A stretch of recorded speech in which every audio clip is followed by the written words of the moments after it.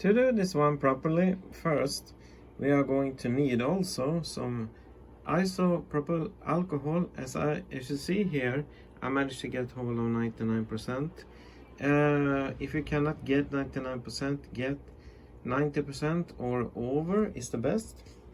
So what we will do here is we will take a cotton bud or a Q-tip like this.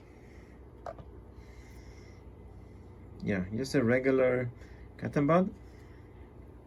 We will open here this one.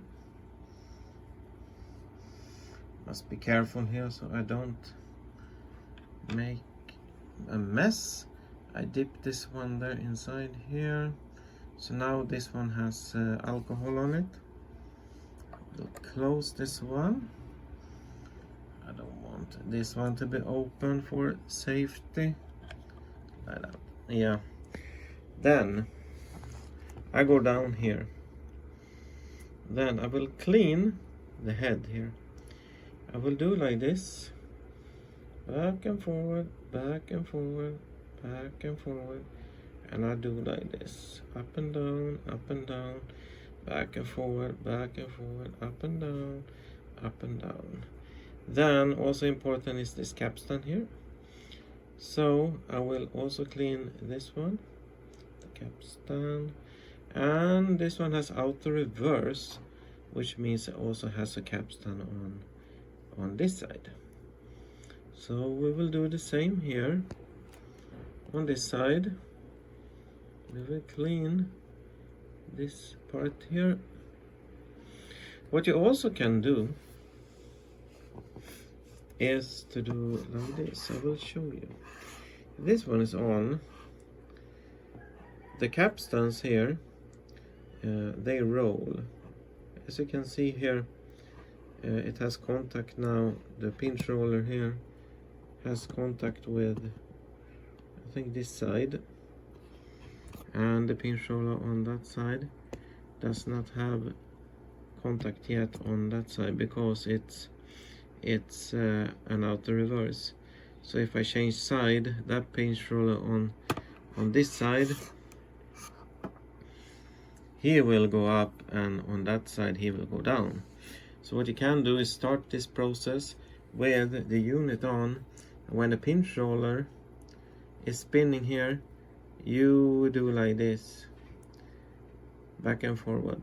The problem is if I do it on this side here, where the roller here is spinning, when I'm doing like this, the cotton can get stuck here, and yeah, everything will go down and get stuck here. Yeah, so that's usually how I do it. Then after you are done with that process, if the pinch rollers here, if they are very dirty, this one, the rubber on them, see here, if the roller here, you can see there is a rubber right here. If this rubber is extremely dirty, or if it's brownish, you can actually use a little isopropyl alcohol on this one, and you do like this, like that, and you spin it around and around. That is one thing. If this one is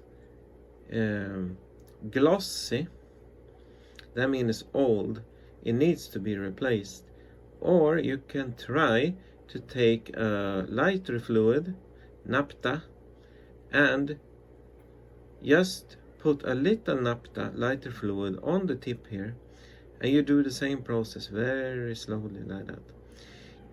That is one way to restore the rubber here. Don't do it too often, only if needed, okay?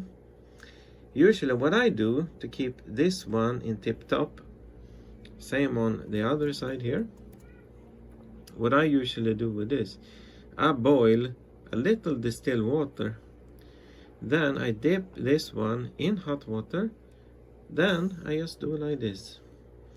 I just do Then after I'm done, I'm turning the Q-tip around so it has a dry side. Then I do like this. That's usually all that is needed.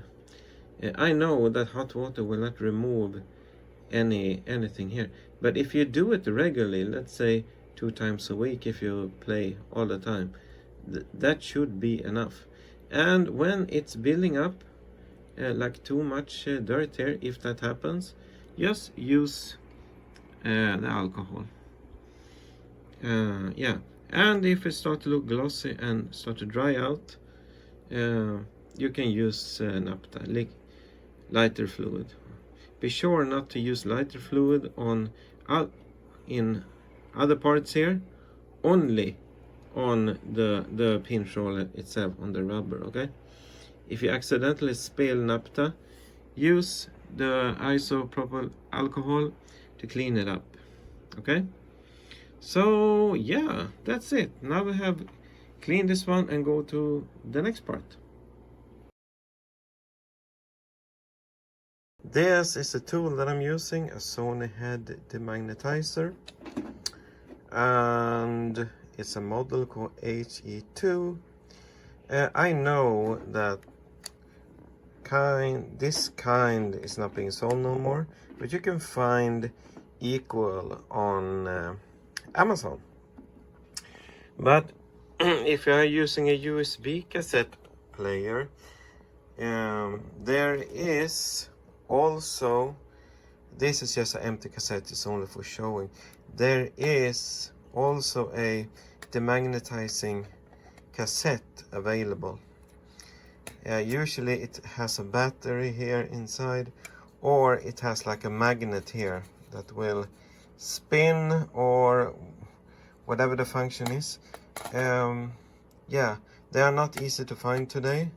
Yeah, I think Vinyl Style, I think they have one model of style cassette that will work. Actually what you do, you only put it inside your cassette deck, you press play, you wait until it's finished, and then you are done. This process, we are using a more professional method, which is a Sony head demagnetizer. I prefer this method because the cassette maybe it's not functional so good. Yeah, so that's how it works. What I'm doing is I plug my Sony head demagnetizer inside this, the 112 volts jack here, because on my where I live there is actually 220. So yeah, I must use this one, the 112 volts here, to be able to do this. So I will plug this one on. Okay, so here we are having this USB cassette player or whatever Walkman that you are using. So first of all, I will put it on the table, and I will have nothing around here. You need to have a space around it because it will cause a magnetic field. And then I will open this like that. And here you can see the head and the capstans and everything. So in this case I will press play here. When I press play, you can actually see all inside that we need to demagnetize, right? So I will take my head demagnetizer here.